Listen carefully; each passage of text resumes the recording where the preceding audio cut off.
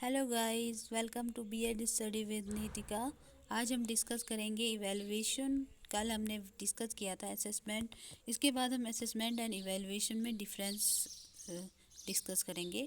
तो इवैल्यूएशन क्या है? इवैल्यूएशन एक ऐसी प्रोसेस है जिसके अंदर हम क्या करते हैं, किसी भी लर्नर का के बारे में इंफॉर्मेशन गैदर करते हैं कि उसने अपने अचीव किसी भी गोल को अचीव करने के लिए, ठीक है। और अगर हम बात करें तो स्टूडेंट है तो एजुकेशनल गोल्स होंगे, ठीक है। एजुकेशनल गोल्स को अचीव करने के लिए उसने कौन कौन से काम किए उनका इवैल्यूएशन करते हैं, ठीक है। उनको इवैल्यूएट करते हैं, गैदर करते हैं और उनके बेसिस पे हम क्या करते हैं, बच्चे का इवैल्यूएशन करते हैं, ठीक है।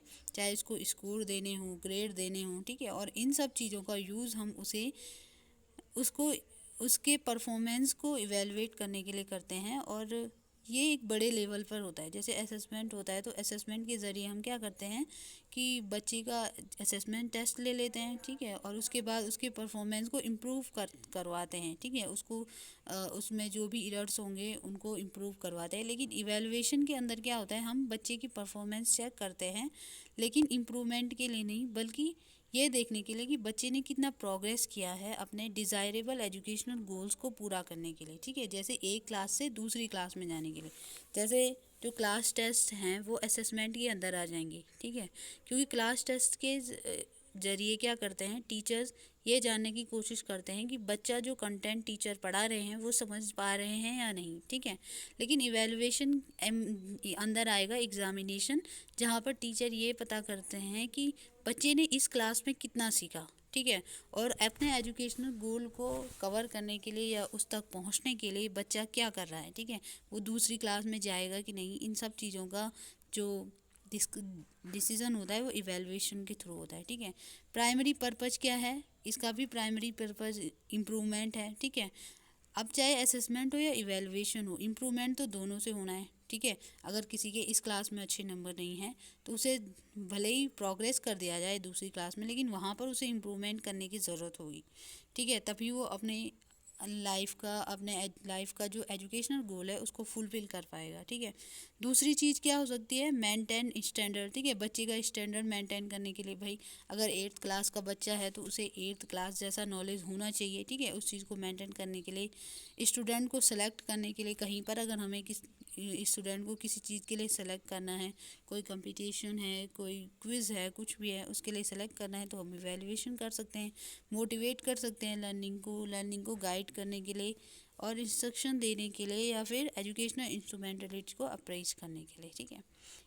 अब जैसे असेसमेंट के 2 टाइप थे, वैसे ही एवेलुएशन के भी 2 टाइप्स होते हैं।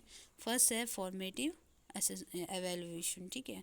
It is evaluation use to monitor student learning progress during instruction with the purpose of providing ongoing feedback to student and teacher regarding success and failure of teaching and learning process, ठीक है।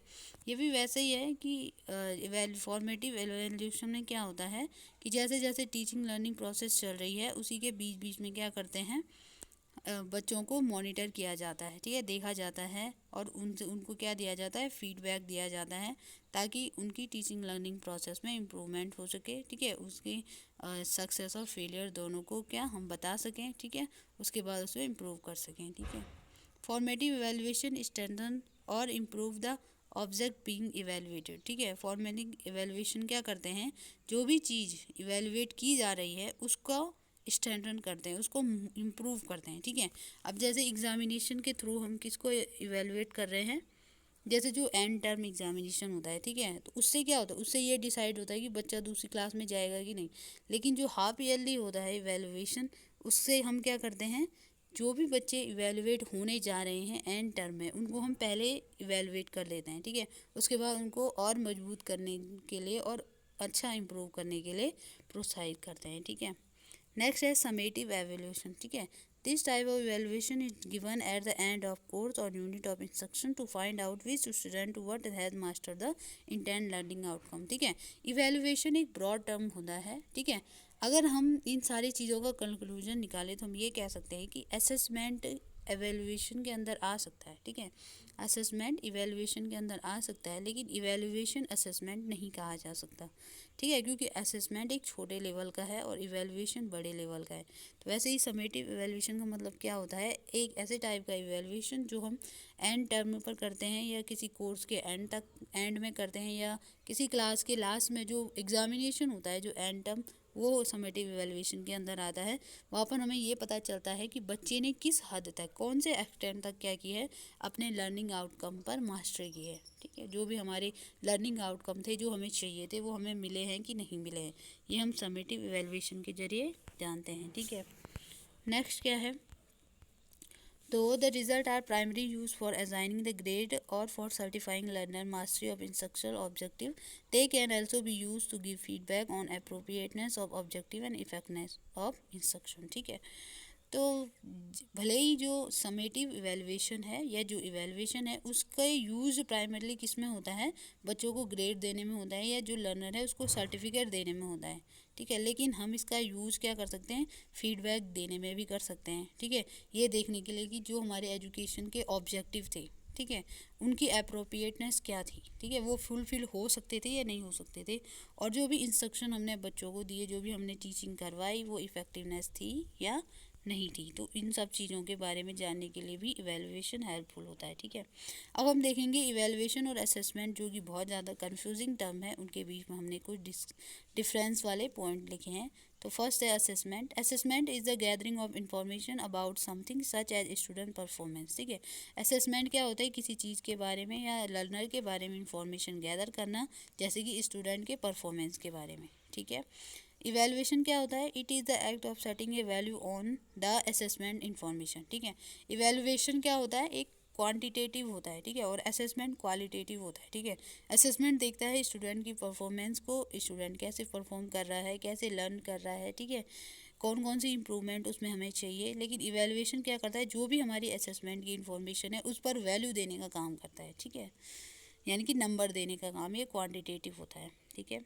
Assessment क्या है, एक information है, evaluation judgement है, ठीक है। Assessment के जरिए टीचर ये नहीं कह सकता कि भाई बच्चा पास होगा या फेल होगा एंड टर्म एग्ज़ाम में, ठीक है। उसके टीचर अगर कोई बच्चा अच्छा प्रदर्शन नहीं कर रहा है तो भी टीचर ये कह सकते हैं कि अगर तुम पढ़ोगे और इम्प्रूव करोगे तो अच्छा प्रदर्शन करोगे। लेकिन इवैल्यूएशन जब हो जाएगा, वहाँ पर पास और फेल की बात आ जाती है, यानी कि इवैल्यूएशन जजमेंट देता है सीधे, ठीक है।